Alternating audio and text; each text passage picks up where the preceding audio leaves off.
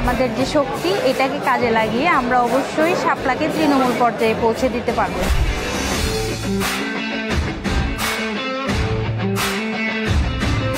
আমরা বাংলাদেশ বিনির্মাণে একসাথে মিলে নতুন একটি যাত্রায় একসাথে কাজ করি।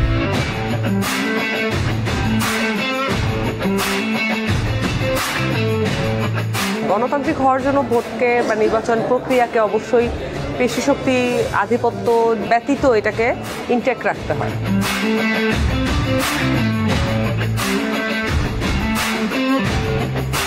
এনসিপি চাচ্ছে সেই পুরনো বন্দোবস্তকে না রেখে নতুন একটি কাঠামোতে বাংলাদেশপন্থী রাজনীতি করে বাংলাদেশকে সামনে এগিয়ে নিয়ে যেতে।